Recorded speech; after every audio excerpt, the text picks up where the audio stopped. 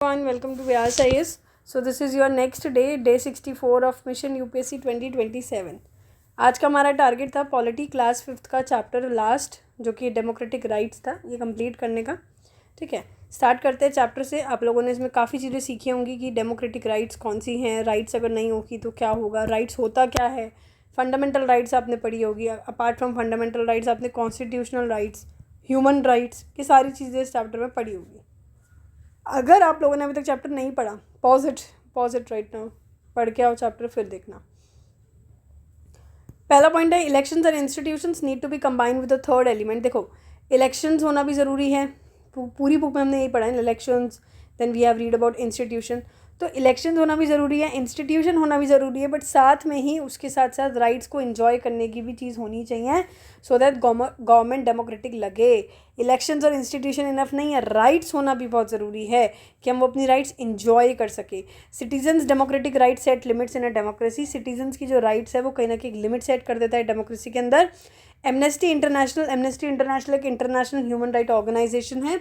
ठीक है, international human right organisation है ये. इसमें आपके बुक में 3 केसेस दे रखे थे ना, 3 कंट्रीज़ के, सऊदी अरेबिया वगैरह के, तो आपने पढ़ा होगा. तो उसी में एक एमनेस्टी इंटरनेशनल था, जिसमें एक इंटरनेशनल ऑर्गेनाइजेशन है. ठीक है, वो सारे वॉलंटियर्स इसके अंदर हैं, जो लोग कैंपेन जिन लोगों ने किया था ह्यूमन राइट्स को लेके, कैंपेन फॉर ह्यूमन राइट्स. ठीक है, सो राइट्स बेसिकली क्या होती है? राइट्स बेसिकली वो क्लेम होता है एक पर्सन का बाकी दूसरे पर्सन के ऊपर जो मांग रहे हैं हम सोसाइटी में और गवर्नमेंट में. देखो, राइट्स बेसिकली कोई एक इंसान अपना हक मांग रहा है, simple. Rights are a claims of a person over other fellow beings, over the society and over the government. Government के ऊपर भी, सोसाइटी के ऊपर भी, किसी इंसान के ऊपर भी मेरे को मेरी राइट्स चाहिए. This is what right is. ठीक है, right is possible when a person make a claim that is equally possible for other. देखो, राइट तभी पॉसिबल है जब एक पर्सन कह रहा है कि ये चीज़ मेरी है. एक पर्सन कोई क्लेम कर रहा है तो वो दूसरे के लिए भी उतनी बराबर हो. अगर मैं कह रही हूँ कि गवर्नमेंट अगर कोई पब्लिक पार्क बना रहा है तो वो मेरे हक है कि मैं पब्लिक पार्क में जाके वॉक करूँ, तो that is also a right for somebody else. I can exclude that person. तो राइट पॉसिबल तब है जब क्लेम हम इस तरीके से करें कि वो दूसरे के लिए भी इक्वली पॉसिबल है. They should be such that it can be made available to others in an equal measures. ठीक है, इक्वल तरीके से. दस जब हम राइट की बात करते हैं, so right comes with no obligation, with an obligation to respect other right. तो यानी कि जब हम राइट को बात करते हैं कि राइट हमें मिलनी चाहिए, तो कहीं ना कहीं दूसरे के भी ऑब्लाइज है कि उसको भी वो राइट मिल रही हो. So right has to be recognise by the society we live in. पूरे जो भी राइट हमें मिल रही है, सोसाइटी में जितने भी लोग रह रहे हैं सबको वो राइट्स मिलनी चाहिए. ऐसा नहीं कि लोग पावरफुल लोगों के पास राइट्स है और पुअर लोगों के पास राइट ना हो, ऐसी चीज़ें नहीं होनी चाहिए. ठीक है, and rights acquire meaning only in society. Right का मीनिंग सोसाइटी में है only when everybody is having that. So हर एक सोसाइटी के अंदर रूल्स भी होते हैं उस राइट्स को कैसे रेगुलेट किया जाए. जब socially recognise claims are return into law. देखो, बोली भी चीज़ें कि हाँ ठीक है राइट्स है डजंट मीन्स सिर्फ बोलने की बात होगी. लिखी भी होनी बहुत ज़रूरी है, रिटर्न होनी चाहिए, चाहे कॉन्स्टिट्यूशन में लिखी हो या कहीं भी लिखी हो. So when the socially recognise claims are written, जब ये सारे क्लेम्स जो भी हम बोल रहे हैं राइट्स ये जब लिखा जाता है लॉ के फॉर्म में, देन हम कह सकते हैं कि रियल तरीके से अप्लाई की जा सकती है. Otherwise we can't claim that this is our right. Otherwise वो एक नेचुरल और मोरल राइट्स ही रह जाएगी. ठीक है, so rights basically reasonable claims है of person which is recognise by society and sanction by law. This is very important कि rights एक वो रीजनेबल होना चाहिए, ऐसे नहीं अपनी मर्जी से अपने हिसाब से राइट्स मांग रहे हैं.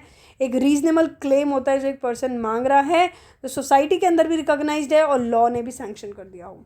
सो why do we need rights in a democracy? बात क्या आती है, क्यों हमें डेमोक्रेसी में राइट्स की ज़रूरत है, बिना राइट्स के क्यों नहीं चल सकते. देखो, राइट्स इसलिए ज़रूरी है for the sustenance of a democracy, for democratic elections to take place. अगर हम चाहते हैं कि डेमोक्रेटिक इलेक्शंस हो, इलेक्शंस जो हो रहे हैं सोसाइटी में डेमोक्रेटिकली हो, तो ये ज़रूरी है, हर सिटीज़न के पास राइट है कि यार वो अपना ओपिनियन दे सकता है, एक्सप्रेस कर सकता है, अपना हक से किसी को भी वोट दे सकता है. तो राइट्स होना बहुत ज़रूरी है. पॉलिटिकल पार्टीज़ मिल के बना सकता है और इवन पॉलिटिकल एक्टिविटीज़ में पार्टिसिपेट कर सकते हैं. तो हर एक इंसान के पास क्या हो, राइट्स हो. और राइट्स क्यों ज़रूरी है? राइट्स का काम और क्या है, राइट परफॉर्म करता है एक बहुत ही ज़्यादा स्पेशल रोल डेमोक्रेसी में. राइट प्रोटेक्ट करता है माइनॉरिटीज़ को, किससे कि मेजॉरिटी ऑप्रेस ना करे, सप्रेस करने की ना कोशिश करे, उससे भी प्रोटेक्ट करता है माइनॉरिटी लोगों को. And it also ensure that majority can not do what ever it like, कि मेजॉरिटी अपनी मर्जी से कुछ भी ना करे जो उनको पसंद है. Rights are also guarantees which can be use when things go wrong. ठीक है, तो राइट एक तरीके से गारंटी भी देता है जब कोई भी चीज़ें ख़राब हो जाए तो उसके खिलाफ, ठीक है भाई कि ये कुछ गलत हो रहा है, तो राइट्स है हमारे पास कि हम जाके अपील कर सकते हैं कि हमारी राइट्स वायलेट हो रही है, ठीक है। So in most democracy the basic right of the citizens are written down in the constitution. अब क्या क्या राइट्स इंडियन कॉन्स्टिट्यूशन में लिखी है, हम बात करते हैं उससे related fundamental right. Fundamental rights constitution में मेंशन है which talk about securing for citizens equality, liberty and justice, की हर एक सिटीजन को क्या मिले, हर एक सिटीजन को इक्वालिटी मिले, लिबर्टी मिले और फ्रीडम जस्टिस मिले। तो फंडामेंटल राइट यहाँ पे हम बात करेंगे, 6 फंडामेंटल राइट्स है हमारी broadly. Right to equality, right to equality जो ये कहता है रूल ऑफ लॉ होना चाहिए कि कानून सबके लिए बराबर होना चाहिए इररिस्पेक्टिव ऑफ कि वो पर्सन कौन है, this is rule of law. Government shall not discriminate against any citizen on the ground only of religion, race, caste, sex और प्लेस ऑफ बर्थ। गवर्नमेंट को भी डिस्क्रिमिनेशन नहीं करना चाहिए किसी भी सिटीजन को लेके उनके रिलीजन, रेस, कास्ट, सेक्स या फिर प्लेस ऑफ बर्थ को लेके। हर एक सिटीजन के पास एक्सेस है पब्लिक प्लेसेस का। हम कोई भी इंसान, every citizen of the country have access to public place, चाहे उनको शॉप्स में जाना हो, रेस्टोरेंट्स में जाना हो, होटल्स में जाना हो, सिनेमा हॉल्स में जाना, कोई मना नहीं कर सकता।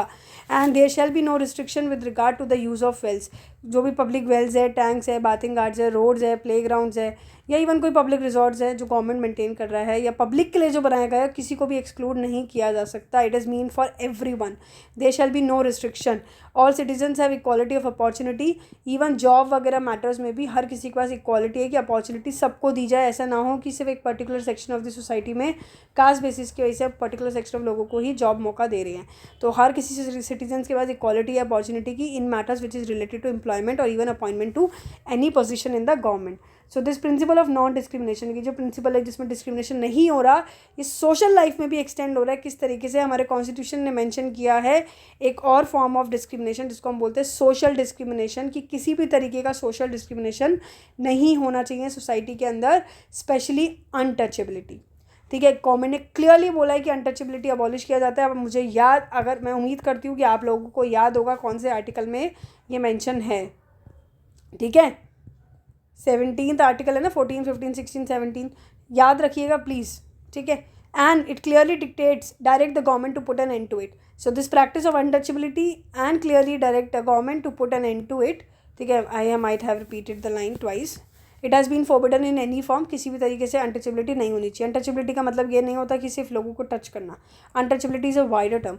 Untouchability here does not only mean refusal to touch people belonging to certain caste. Untouchability का मतलब होता है कोई भी बिलीफ, कोई भी सोशल प्रैक्टिस जो कहीं ना कहीं इस तरीके से हो रही है which looks down upon people on account of their birth with certain caste label, ठीक है। लोगों के बर्थ पे कास्ट लेबल्स लगा दी गई, ठीक है, आप तो लोअर कास्ट से बॉर्न हुए तो अनटचेबल हो गए, ऐसे समथिंग, वो चीज़ जो लगाई जाती है वो हटाना। लोगों के बिलीफ, सोशल प्रैक्टिसेस कम करना। Such practice denies them interaction with other और access to public places as equal citizen. So this constitution made untouchability a punishable offence. तो कॉन्स्टिट्यूशन ने अनटचेबिलिटी को क्या किया है, एक पनिशेबल ऑफेंस बनाया है, ठीक है। पहली राइट थी राइट टू इक्वालिटी, दूसरी हमारे पास है राइट टू फ्रीडम। इक्वालिटी के बाद है हमारी फ्रीडम। फ्रीडम का मतलब क्या होता है, फ्रीडम का मतलब किसी भी तरीके से हमारे ऊपर कोई कंस्ट्रेंट ना हो, absence of constraint.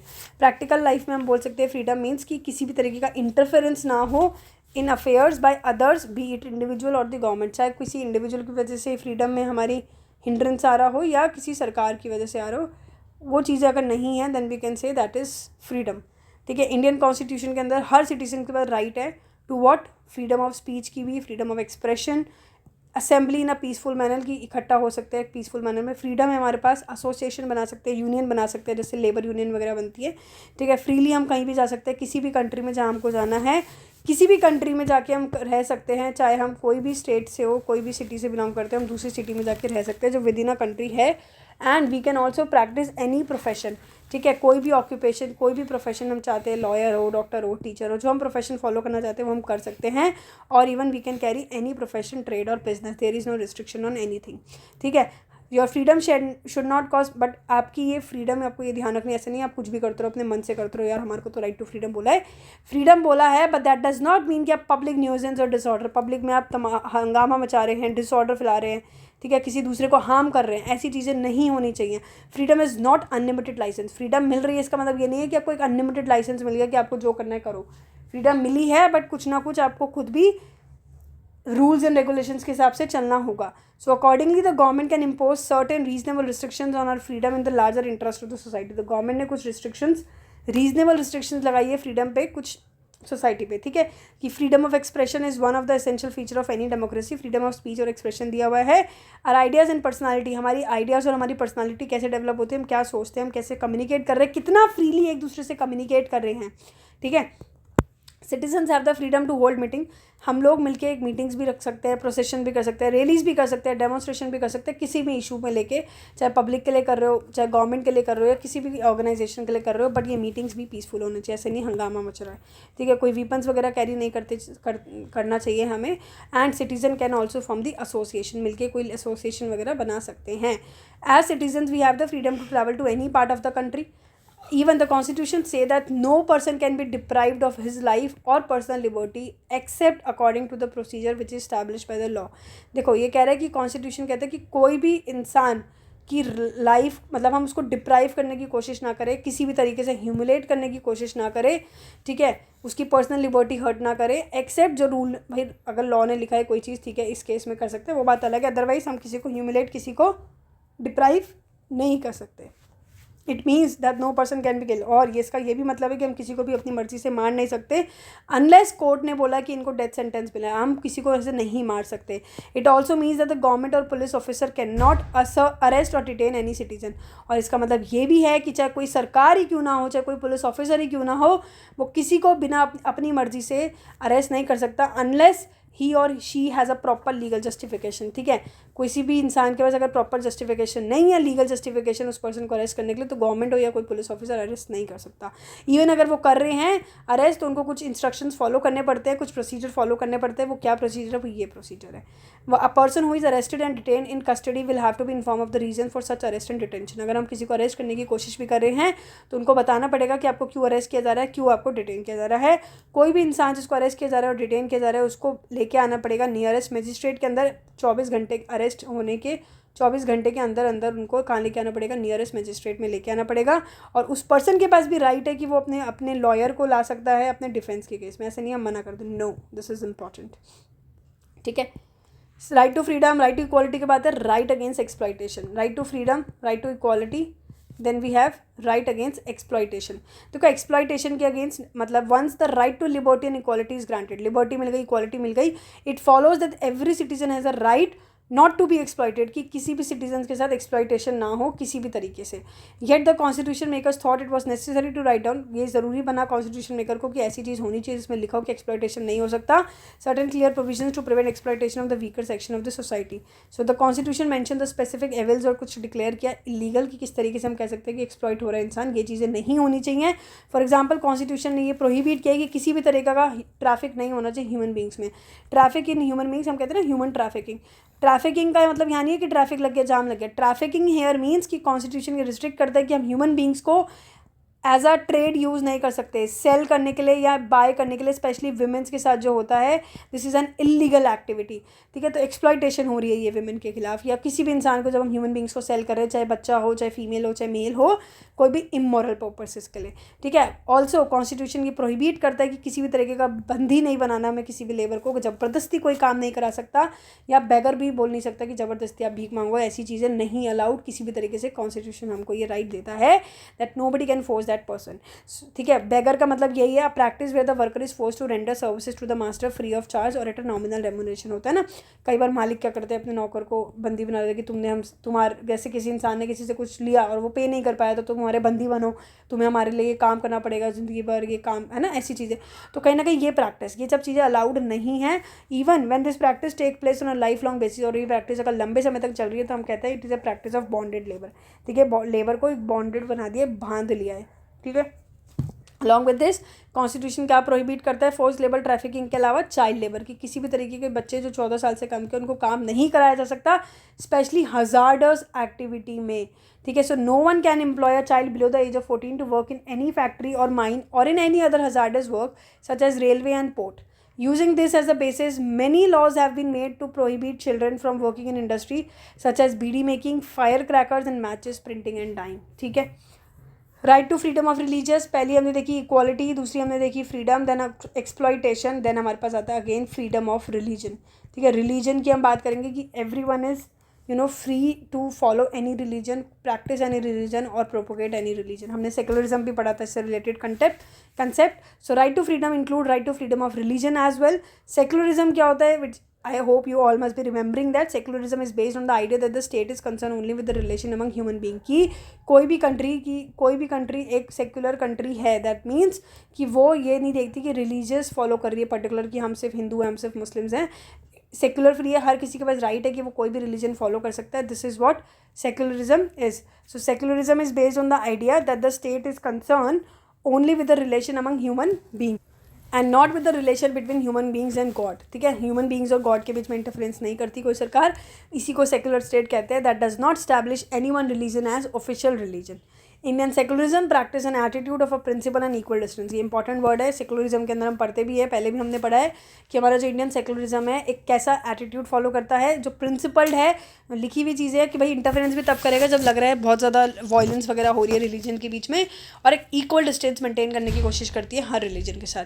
The state has to be neutral and impartial in dealing with all the religion. State को कैसे रहना होता है, न्यूट्रल और इम्पार्शियल. स्टेट यहाँ पे मतलब है country. Every person has a right to profess, practice and propagate the religion he or she believes in. हर एक religious group और even sect is free to manage its religious affairs. A right to propagate one's religion, however, does not mean that the person has right to compel another person to convert into his religion by means of force, fraud, inducement or allurement. Of course, a person is free to change religion on his or her own will. कि right to propagate one religion का मतलब ये नहीं है कि person के पास right है कि वो किसी को भी धमका के बोल दे कि तू दूसरा religion कर ले. No, nobody can force. फ्रॉडली इंड्यूस करके फोर्स करके किसी को नहीं बोल सकते कि आप लॉन्च अपना रिलीजन चेंज कर लो. अगर उस पर्सन को करना, ही और she can do that on his own will.